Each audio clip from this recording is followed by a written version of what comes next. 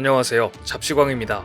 지난 영상에서 수에즈 운하에서 좌초된 일본 컨테이너선에 대한 이야기를 전해드렸습니다. 이 때문에 세계 해운 무역의 대동맥으로 불리는 수에즈 운하가 장기간 사용 불능 상태가 되면서 전 세계 물류 공급에 차질이 생길 수 있다는 전망이 나왔는데요. 우려는 순식간에 현실이 되었습니다. 주요 해운사 선박이 수에즈 운하에서 발이 묶이면서 원유, 가스 등 원자재뿐만 아니라 생필품 같은 일반 소비품의 공급에도 차질이 생기고 있습니다. 이번 사고로 인해 발이 묶인 선박들의 피해가 눈덩이처럼 불어나고 있는 것인데요. 선박은 운항이 하루 지연될 시 손실액이 대략 6만 달러, 한화 약 6,700만 원 정도 되는데 수에즈 운하에 발이 묶여있는 선박만 200척 이상으로 늘어난 상황입니다. 하지만 물류 배송 지연에 대한 피해 또한 있을 것입니다. 미국의 SBCN 방송은 해운 정보업체 로이드리스트를 인용해 이번 사고로 시간당 약 4억 달러, 한화 4,500억 원어치의 물류 운송이 지체됐다고 보도했습니다. 즉 수에즈 운하 운영 중단으로 매일 90억 달러, 한화 10조 2천억 원어치의 운송이 차질을 빚고 있는 것입니다. 월스트리트 저널은 이번 사고로 원자재 공급에도 차질이 생겨 많은 나라에서 실제 상품 가격이 상승할 수 있다고 전망했습니다. 눈덩이처럼 불어나는 손실에 주요 해운 회사들은 복구 작업을 기다리지 못하고 남아프리카 공화국 희망봉 노선을 검토하고 있습니다.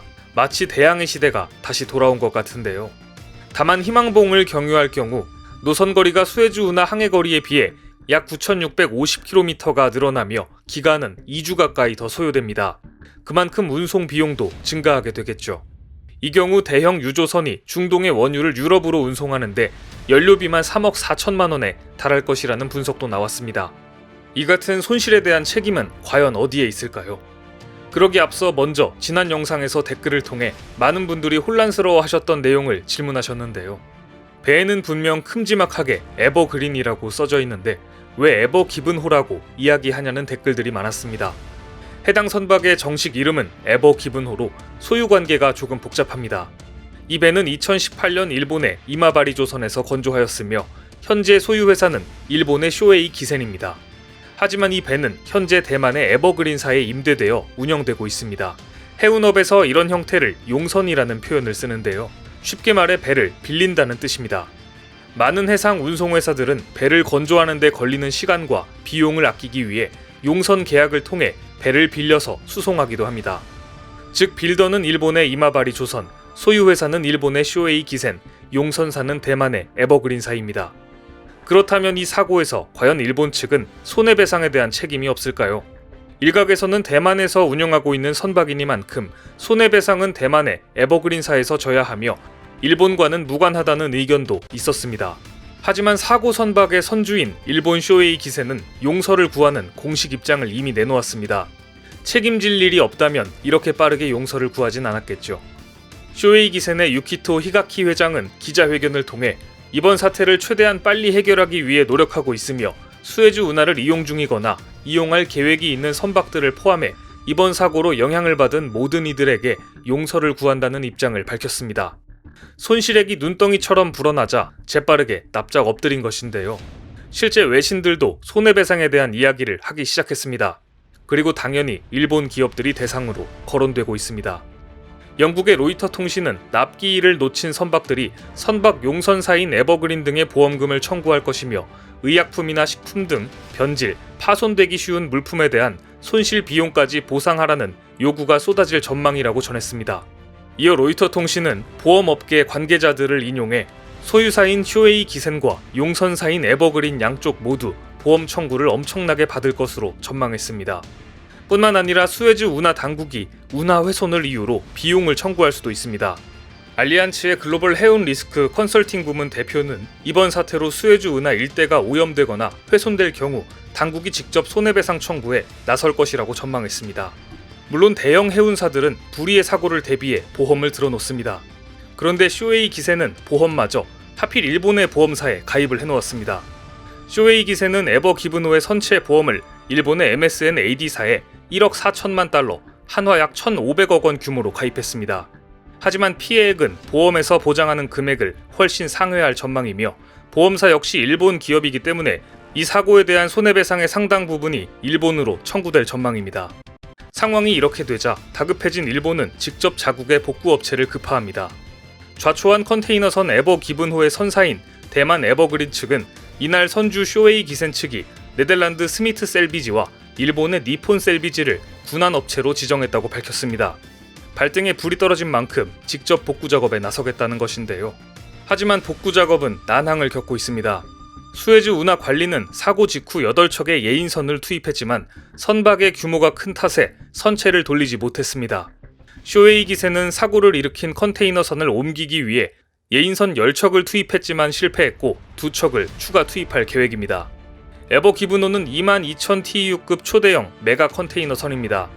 여기에 2만여 개의 컨테이너가 실려있는 상태에서 모래톱에 박혀있기 때문에 일단 주변에 모래를 퍼올리는 데에만 수일이 걸릴 것으로 보입니다. 수에즈 운하 관리청은 에버 기브노가 다시 움직이기 위해서는 선수 부분 제방의 모래를 15,000 세제곱미터 제거해야 할 것으로 보인다고 밝혔습니다. 수직 깊이로는 12에서 16m의 땅을 파내야 하는 작업입니다. 하지만 문제는 여기서부터입니다. 스미트 셀비지의 모회사인 네덜란드 보스칼리스의 최고 경영자 페테르 베르도브스키는 로이터 통신과의 인터뷰에서 해변에 밀려온 엄청난 크기의 고래 같다, 엄청난 하중이 모래를 누르고 있는 것이라고 언급했습니다.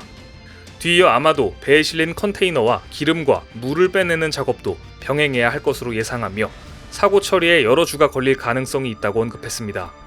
전문가들은 컨테이너를 하역하는 것은 시간이 오래 걸리기 때문에 일본 측에서는 이러한 방법을 사용하지 않고 해결하기를 원할 것으로 전망했습니다.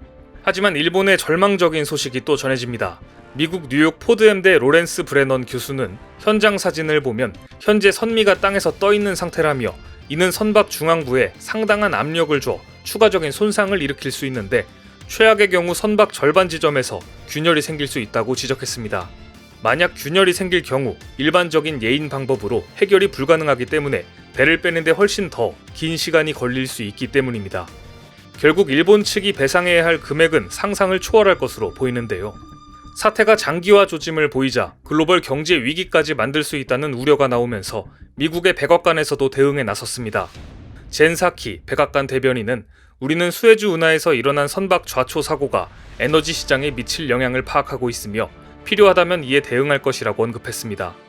조 바이든 대통령은 친환경 에너지를 정부 핵심 공약으로 내세운 만큼 이번 사고로 인해 미국에서 빠르게 추진 중인 친환경 사업에 악영향이 미칠까 두려워하고 있는 모습입니다. 하지만 이러한 사고는 한국에게는 호재가 되고 있습니다.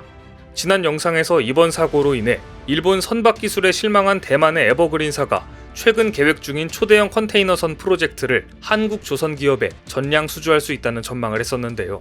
그런데 며칠 만에 이 같은 전망은 현실이 되었습니다. 2021년 3월 26일 삼성중공업은 대만 해운사 에버그린으로부터 15,000 TEU급 초대형 컨테이너선 20척을 2조 8천억 원에 수주했다고 밝혔습니다.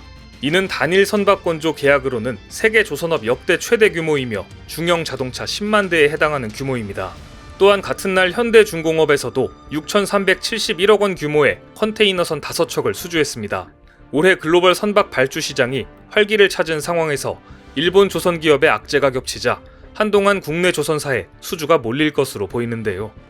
이번 초대형 수주 계약을 앞두고 삼성중공업은 중국의 후동중화조선, 일본의 이마바리조선과 경합했습니다. 업계에서는 한국, 중국, 일본이 물량을 나눠 받을 것으로 예상했지만 예상을 뒤엎고 삼성중공업의 싹쓸이 전량 수주로 마무리되었습니다. 이번에 삼성중공업이 수주한 컨테이너선은 연료 저감 기술과 차세대 스마트십 솔루션 S베슬이 탑재된 스마트 선박으로 오는 2025년 6월까지 순차적으로 인도될 예정입니다. 삼성중공업은 올 들어 벌써 42척 5조 7천억 원을 수주했습니다. 이번 초대형 계약으로 단숨에 올해 목표 78억 달러의 65%를 달성해버렸습니다. 작년 11월 말에서야 30%를 채운 것과 비교하면 상당히 빠른 속도입니다. 수주 잔고도 258억 달러로 늘어나 5년 내 최고치를 기록했습니다. 뿐만 아니라 한국의 해운사 HMM은 수에즈 사고의 여파로 주가가 급등하기도 했습니다. 업계에서는 이미 공급 부족을 겪고 있는 해운 시장 상황에 이번 사고가 겹치면서 해운 운임이 급등할 것으로 전망했으며 이 때문에 HMM의 주가가 급등한 것으로 분석했습니다. 전 세계를 혼돈에 빠뜨린 수에즈 운하 사고로 인해 한국은 웃고 일본은 울상을 짓고 있습니다. 이 사고로 인해 조선 분야에서 일본과 한국의 입지는 완전히 달라진 것으로 보이는데요. 앞으로 추가적으로 한국에 전해질 대형 수주 소식 기대해 보겠습니다. 오늘 준비한 소식은 여기까지입니다. 댓글을 통한 여러분들의 많은 의견 기다리겠습니다. 많은 분들의 생각이 모였을 때 진정 가치 있는 지식이 완성될 것입니다. 시청해 주셔서 감사합니다.